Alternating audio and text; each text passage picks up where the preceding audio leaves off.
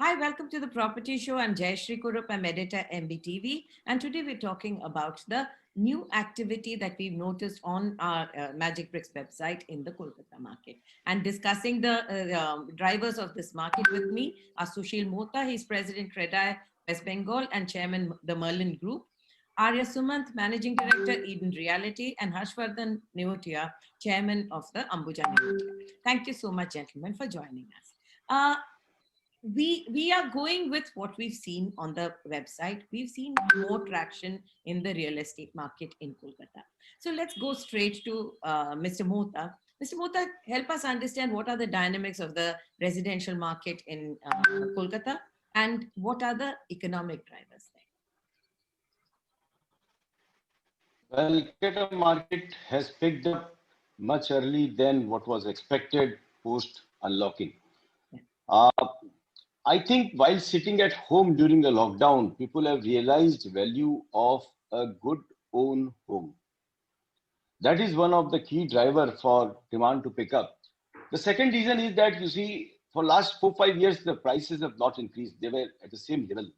Home loan rates have come down. The developers were offering at the same price.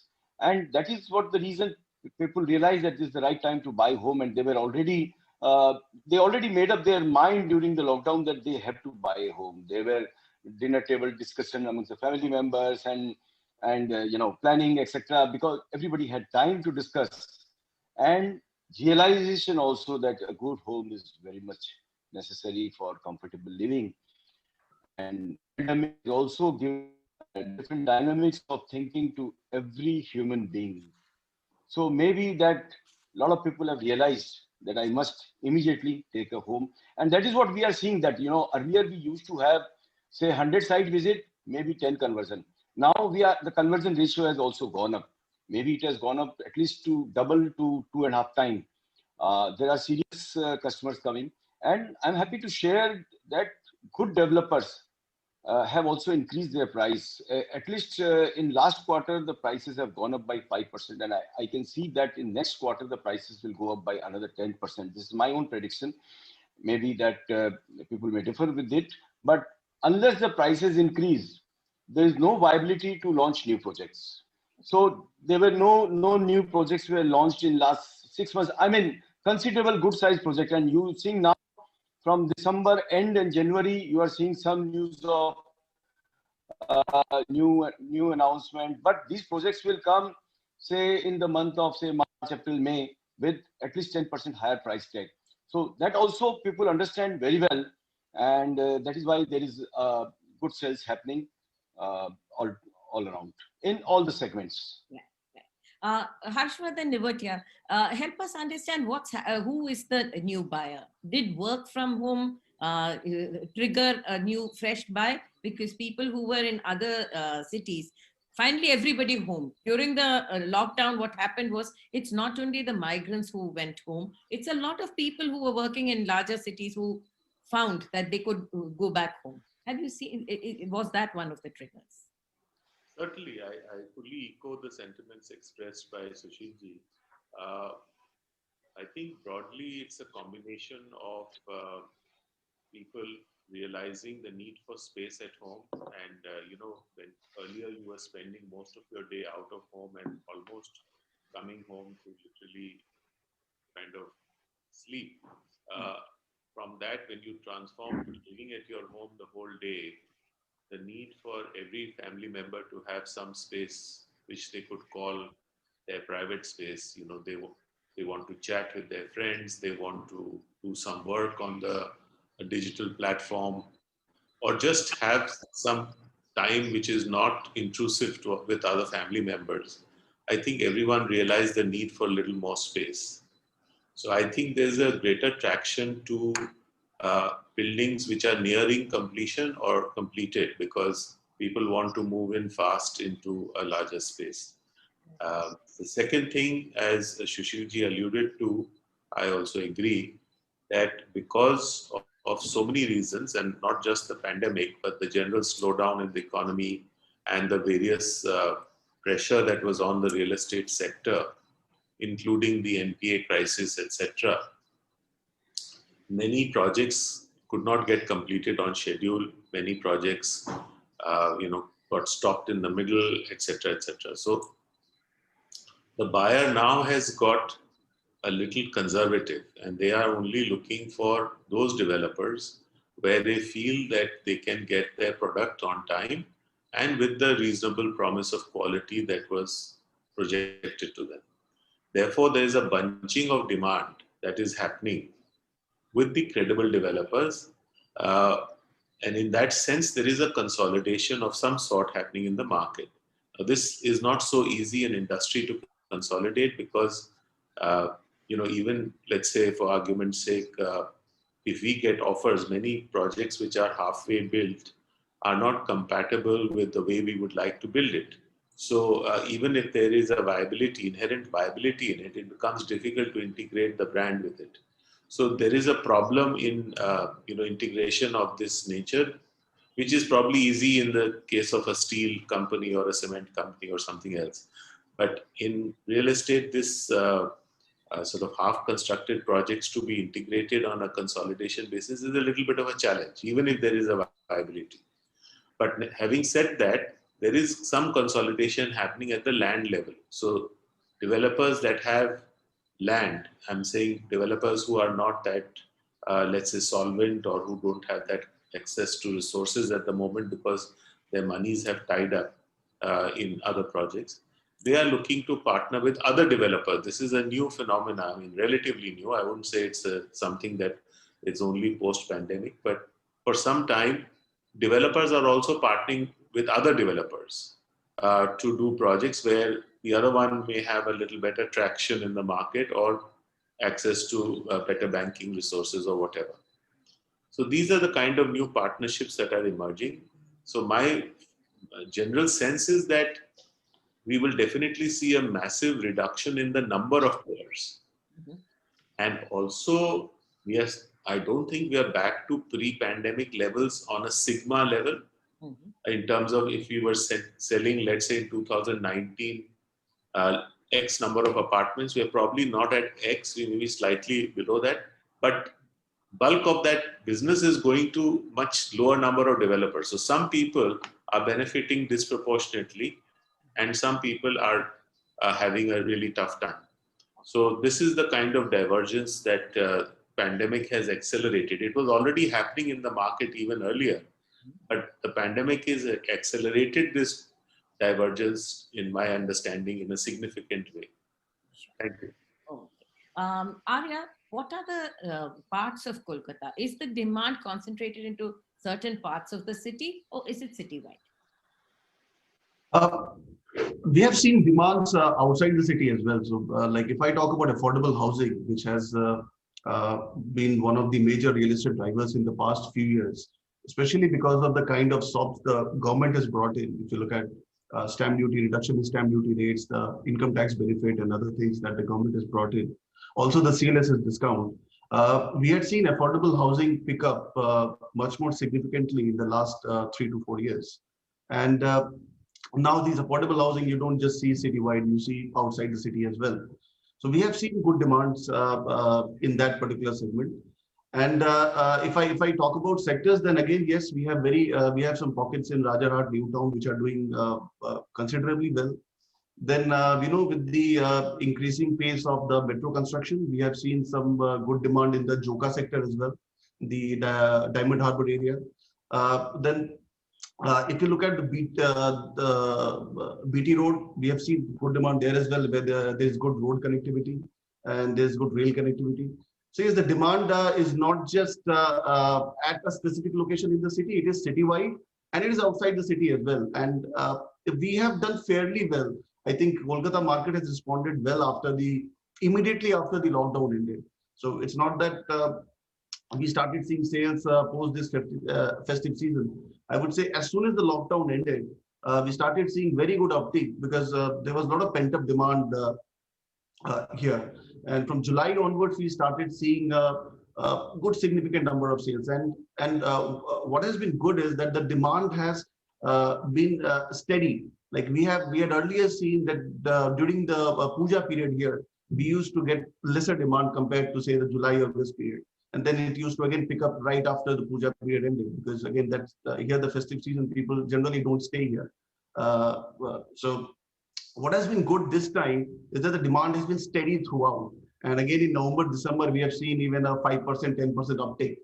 And what this has really helped is it has reduced the unsold inventory that all the developers had, because we did not have that many new launches. So in that way, it has eased a certain burden there. And because of that, we have also been able to increase price. Like in our affordable projects, we were able to increase price from July itself, because we knew that we will not be able to come up with other towers. So whatever stock we had to ensure that, and because of the construction delays that we had to face for those 3-4 month period, we know that we had to increase price to stay competitive, because in affordable segment, you understand, we already have very cutthroat pricing. So we cannot afford a 6-month delay in a project, and that has to have an impact on the cash flow of the project and the saleability of the project. So we have seen developers increasing rates from July onward, and again in November December period we have seen increase in rates, which is a healthy sign, because we're not seeing that. Because if I look at the past trend in last, say from 15 onwards, prices, the general price, the average selling rate has only decreased. So I think probably from 2021 we would start seeing an increase in those prices going forward. Sure. Mr. Mohta, how much inventory did you have? Ready or soon to become ready inventory in the Kolkata market on an industry wide? Well, if you have to actually to understand this particular thing, divide absolutely ready with lock and key and under construction. Yeah. I would say that under construction unsold inventory should not be considered as inventory unsold, because they are always, sales in progress. Right. So going by that, I don't think Calcutta has too many flats remain locked unsold. Mm-hmm. Some of the projects where the construction is slow, the developer is not able to fund it or complete it for some reason, and if that is remaining unsold, that has to be set apart. So all I want to say that good developers, credible developers, never had unsold inventory in Calcutta, nor do they have today. Mm-hmm. So if there is some unsold inventory, uh, maybe 2-3% in any project sometimes remains, if they are, because they are not uh, good location, or for some reason there is a bad view in some of the apartments which sells slower. So I would say completed flat should not be more than a couple of thousand. Absolutely ready should not be more than that. So normally the data says about say 8 to 10,000, 12,000 under construction, and 2-3,000 completed. So 15,000 they say, but there are no authentic data available. Now with Hira sites, I try to have my office update me on this some numbers, etc. But unfortunately, people are still not updating their data. There are developers I have seen that they just registered their project 2 years back, and every quarter they are supposed to upload the data, how many units sold and the construction stage and so on and so forth. They have not done it. So to get the actual data is very difficult. But I can say that credible developers are selling fast, getting better prices. Okay. If somebody is not able to complete and the project is lying in the same stage where 1 year back it was, now the buyer is very smart, he's well informed, he does his homework before putting his money. He would like to pay 10% extra or 15% extra, but to be in the safer hands. So what about under construction projects? Do you think there is demand for under construction as well, or that also is in the hands of a few developers? No, in under construction also, today the RERA, or we call it HIRA, WB HIRA site is the biggest source of information. The customers are now first logging onto HIRA site. They are checking when the project was launched, who's the developer, what is his track record, is there any dispute related to the project or not, what are the specs, what are the plans. Everything is in a complete transparent manner available this is very, very good system here in West Bengal. The authorities have really come up with a very robust HIA website, and it is really user friendly and also developer friendly. We do not find any problem in registration. I have seen, I speak to the developers in other states also. Sometimes they are taking 3 to 4 months or 5 months in getting project registered. Odisha is a case in point. There are a lot of difficulties. I have my office there also. We are doing a project. So it is taking 3-4 months to get a project registered. But in West Bengal, if your papers are okay, it is a matter of maybe 1 hour or 2 hours. So the site is very robust. And for end user also, all the informations are available. So that is helping, ongoing under construction project sales also. As Harsh has also said, and I also repeat the same thing, that credible developers are selling at all stages. At least in my office, even at the foundation stage, we launched 3 projects post unlocking. They are not very large, 200 to 300 apartment each project. And we are getting good velocity. We have sold almost 35% to 40% in those projects also in last 3-4 months. So under construction is also selling. People are more towards completed project, but under construction is also selling. Harsh, let's talk about the profile of the buyer.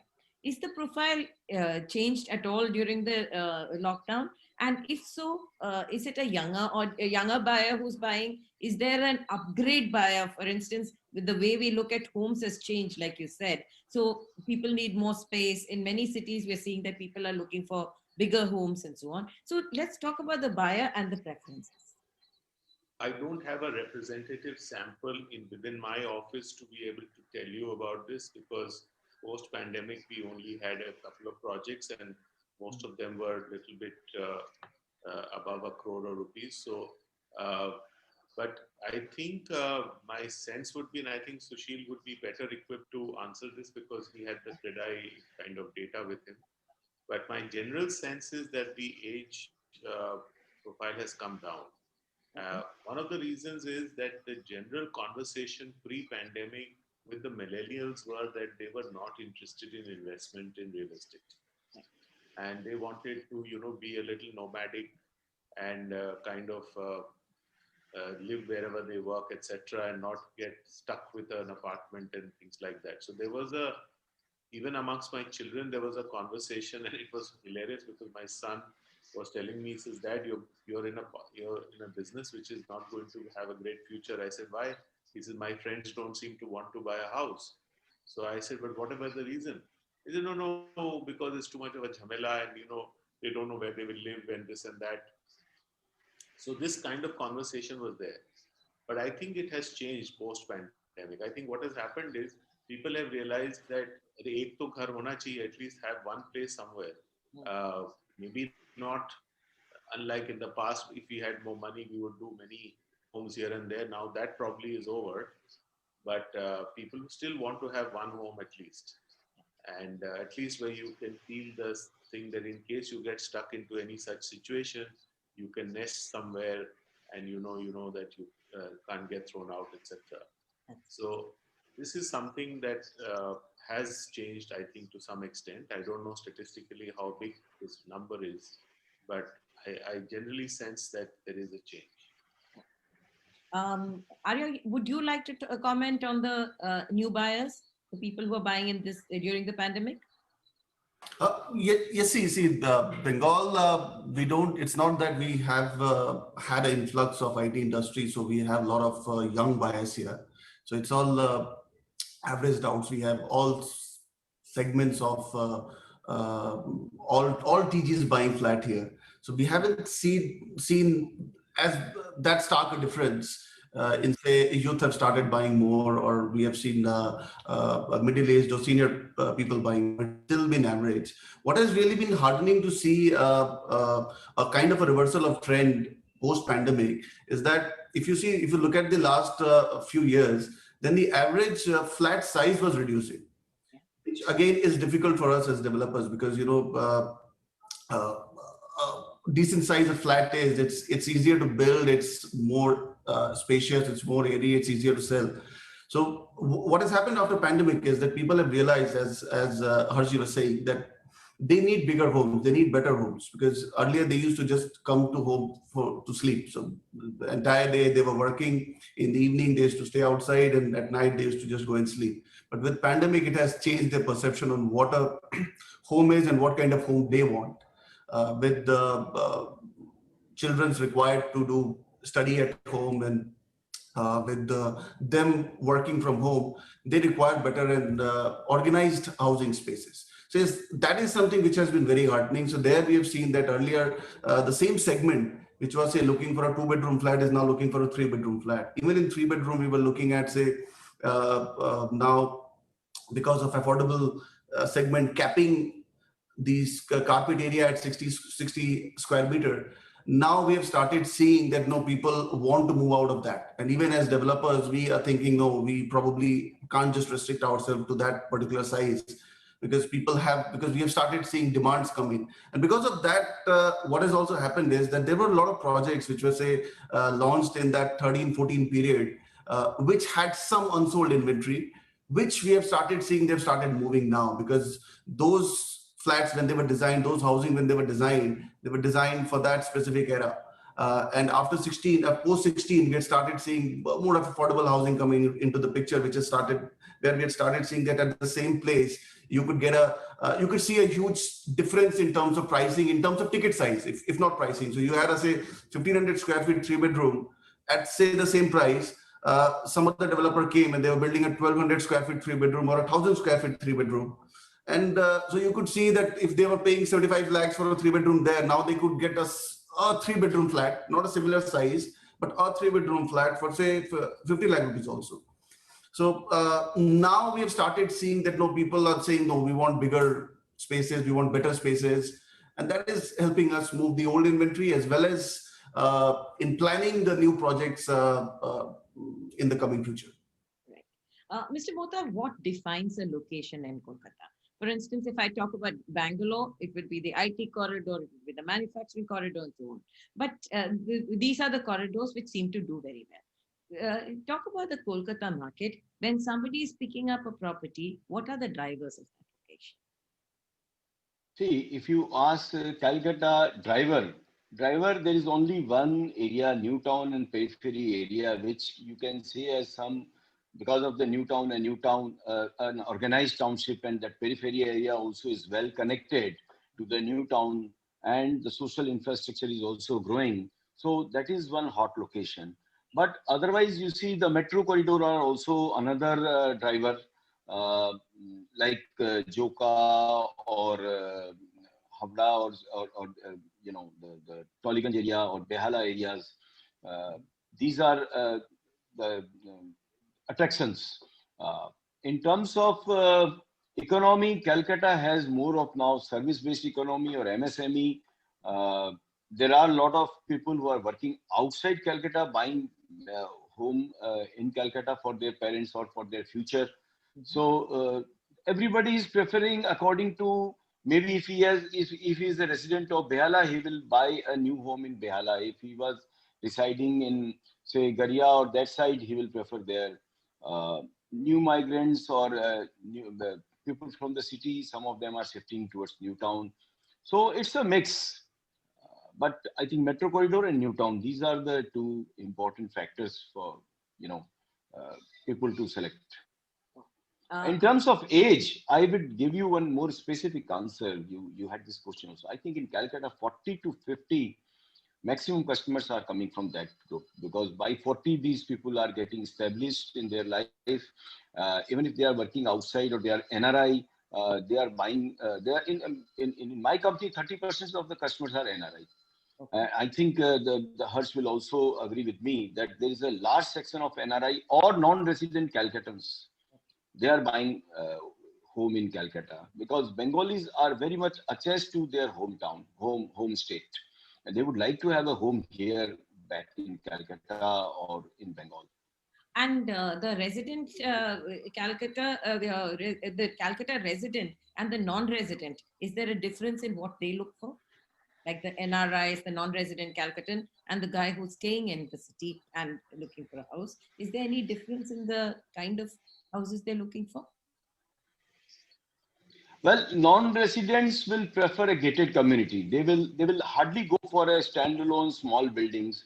As it is now, customers are preferring gated communities with the facilities, with the landscaping, gardens, and other lifestyle facilities. There is a big difference also in pricing now. Standalone building by in a small building vis-a-vis a gated community, there could be difference of 60 to 100 now. If this is 60 rupees, that is 100 rupees. And outside people will always prefer because of the safety, security, and services available uh, for for their apartment. Harsh, you've launched recently a township, right? A 72-acre township. Uh, is the township concept new launches as towers or new launches as township? Which one is preferable in the city and why? Depends on the location. See, from a developer standpoint, we would always prefer to make buildings on it and sell apartments because then you are able to get the maximum value out of the land. But there are certain places in the peripheries of cities where that may be not having that volume of demand, and particularly if you have large parcels of land. So, for instance, in the projects that you referred to earlier, which is the one that we've done with HDFC and the Satya Group, uh, that is in the periphery of New Town, which is the new city of Kolkata. And we have a mixed development model there, where we are doing plotted developments, also small plots. And then we have some group housing. And then we also have some area for institutional things like schools, hospitals, etc. So initially, we are starting with the plotted development because, again, post-pandemic, there is a new feeling of a lot of people to have a little patch of green, Right. and to have a small house of their own. And for this, they obviously know that being in the middle of the city is difficult to do unless you are in the super rich category. But I'm saying a person who wants to, let's say, all inclusive, have a home for less than a crore uh, in the form of a bungalow, he has to go to a place like where we have, because there you can buy a plot for say 50, 60 lakhs and then spend another 20, 30 lakhs to build a house. And within a crore, you can have a 3-bedroom house. Right. So that is what I feel there is a niche kind of demand emerging.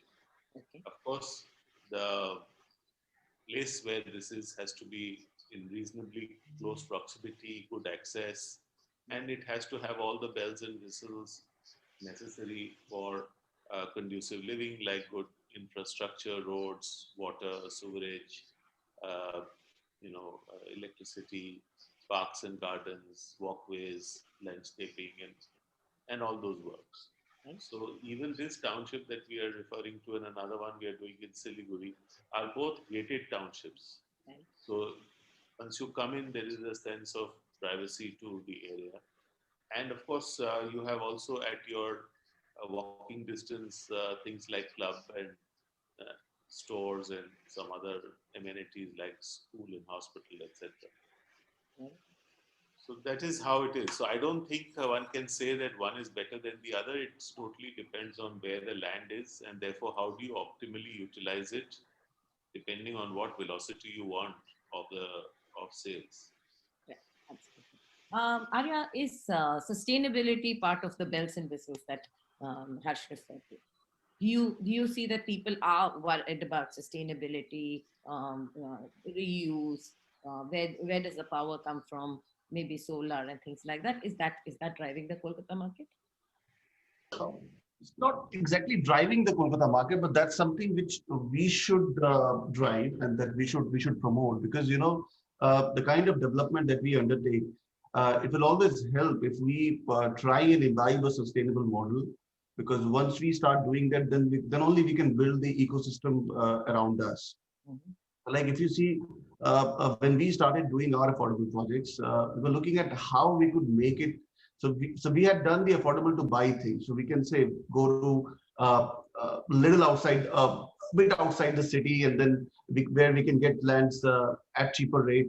Then we can build houses, so we can make that affordable to buy thing. But how do we make that affordable to live thing? So that is where solar comes into picture. We were able to do that by doing rooftop solar installations and making their common maintenance or reducing their common maintenance. So if we look at that particular segment, then they see that, okay, if I'm buying a house for say 20 lakh rupees, 30 lakh rupees, what is going to be monthly maintenance? Because in addition to my EMI, am I going to be paying another 2,000, 3,000, 5,000 rupees as my maintenance cost? So there, if we can bring in these sustainable features and reduce their monthly expenditure, then it helps them in a long way. So, and again, we are all conscious. So if we are able to involve such things in our townships, in our integrated townships, then that is something which the buyers will definitely appreciate and should do well. Is this a one-off? Is it a choice that you have, or is it that this has become a norm? Are more and more developers actually trying to reduce maintenance by going in for sustainable practices? Yes, if I may come in here, Yeah. I think to add to what Arya was saying, see, one is that, as he rightly said, it has to be led by the developer to build in sustainable elements in his project. Yeah. But one thing interesting that we have noticed in the last few years in the customer engagement with our teams, these questions have started coming up. They ask these questions, which was probably not so much a feature of a conversation, say 5 years ago. But now this is not that everyone asks, but many people do. They ask, what is your sustainable practices that you are going to follow? So I think there is a greater awareness and appreciation. But yes, there are a lot of people who are just looking for a good deal and could not at this moment put a lot of focus on this. That is where we have to come in and do these right things. And hopefully this will become now an expectation. Maybe 5 years down, if we were having this conversation, I think a person will say, I'm not going to buy this apartment because it doesn't have all these sustainable models in it. Sure. Mr. Mohta, how has policy helped? Two aspects of that is the policy which favors building, and the second one is money. Is there enough finance accessible to developers? You are asking policy related to sustainability or in general? In general, sustainability is one part of it.